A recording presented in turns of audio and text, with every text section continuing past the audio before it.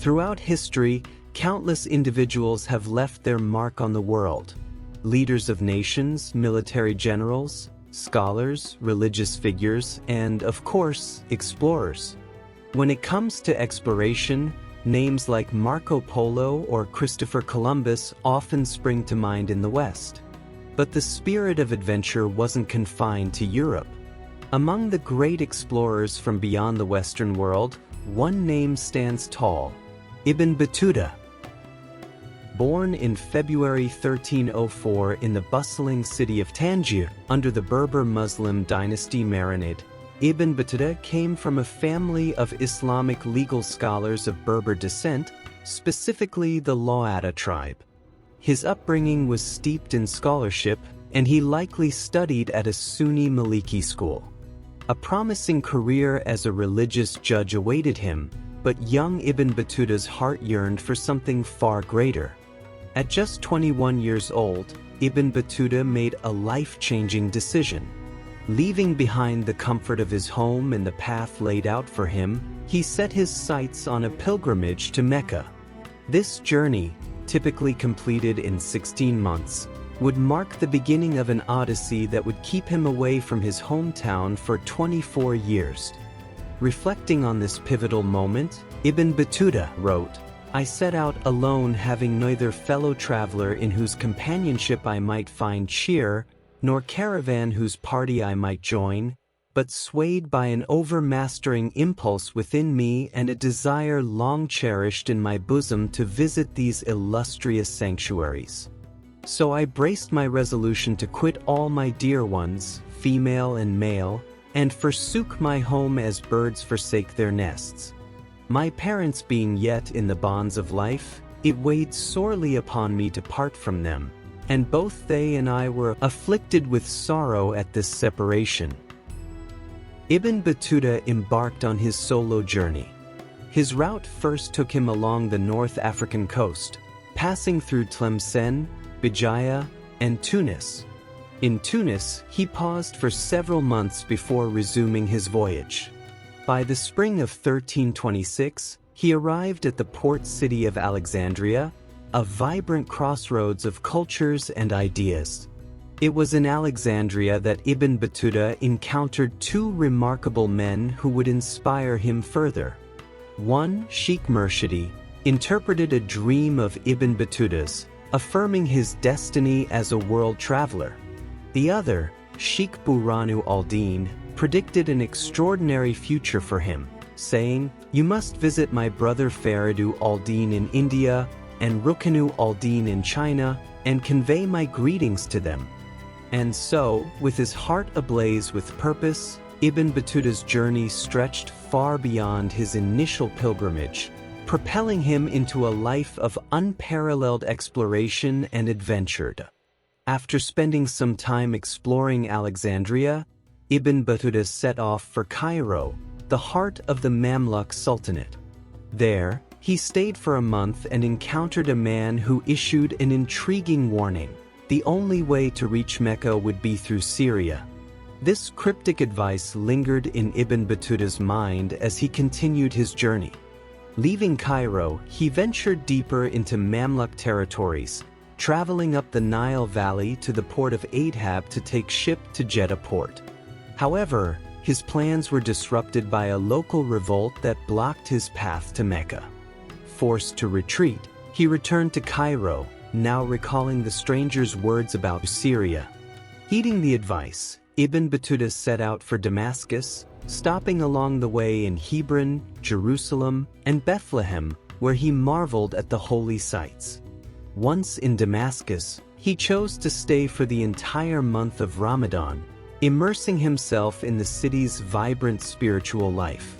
After Ramadan, he resumed his pilgrimage, traveling to Medina, another sacred Islamic city where the Prophet Muhammad was buried. 4 days later, he finally arrived in Mecca, completing his long-awaited pilgrimage. With this monumental achievement, he earned the title of Haji, an honorific for those who have completed the Hajj.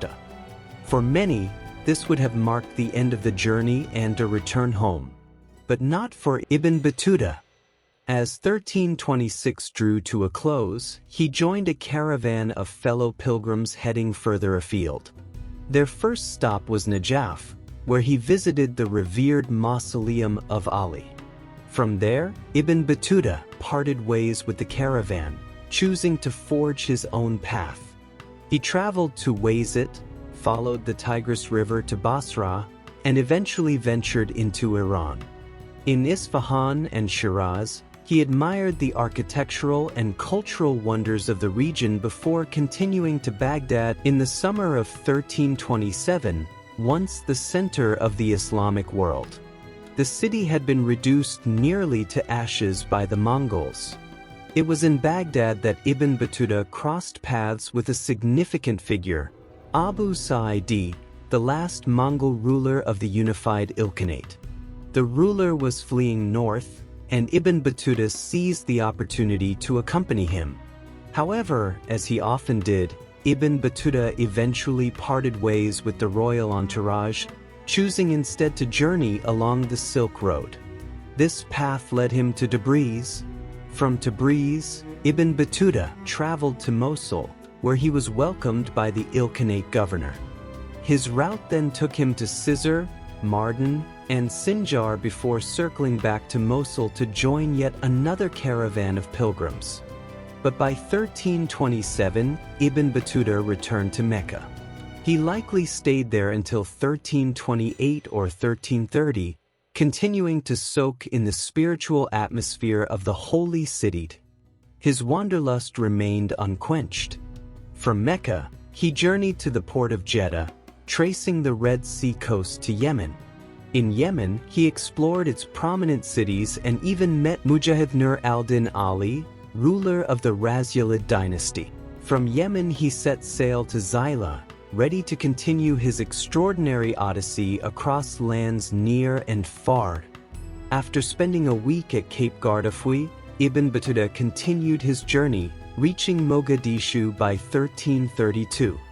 There, he lingered briefly before setting sail for Mombasa and the Swahili coast, then back north to Oman, the Strait of Hormuz, and eventually to Mecca once again. From there, his ambition to reach India remained steadfast. Yet, as was often the case, Battuta's path took unexpected turns. Unable to secure a direct guide, he opted for the scenic route through Turkey, where he spent 2 years. There, he gained wealth, prestige, and honors as a jurist, visiting some 20 princely courts in a year and receiving lavish gifts, including slaves and servants.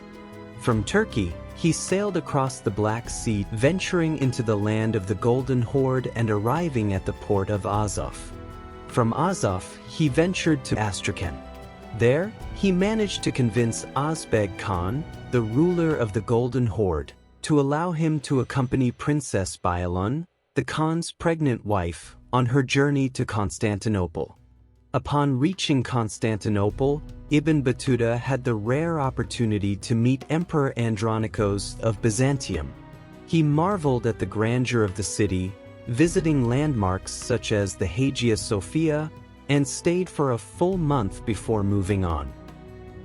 From Constantinople, he traveled to Sarai al-Jadid, then headed east to Bokhara and Samarkand, continuing to Afghanistan and ultimately India. Delhi became the setting for his first major adventure in India, where he met Sultan Muhammad bin Tughlaq, one of the wealthiest rulers of the time. Impressed by Ibn Battuta, the Sultan appointed him as a Qadi judge. While this position was a great honor, enforcing Islamic law proved challenging outside Delhi. During his time in India, Ibn Battuta was kidnapped by Hindu rebels and robbed but eventually freed to continue his journey. He visited the shrine of Baba Farid in modern-day Pakistan. Though he wished to embark on another pilgrimage to Mecca, the Sultan had other plans.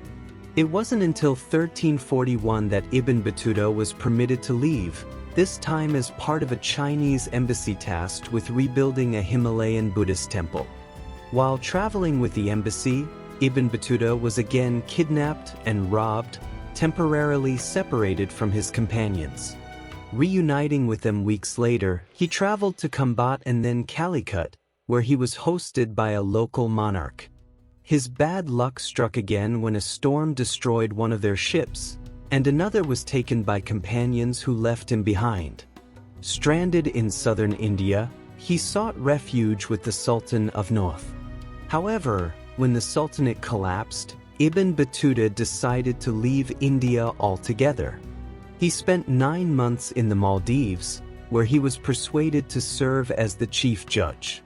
His strict enforcement of Islamic law led to political tensions, and he eventually resigned. From the Maldives, he traveled to Sri Lanka, where disaster struck again. His ship was nearly wrecked, and another rescue vessel was captured by pirates.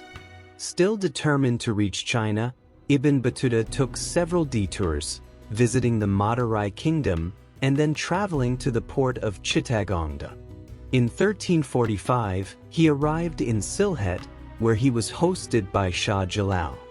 From there, he journeyed to the Samudra Pasai Sultanate and Malacca, meeting local rulers along the way.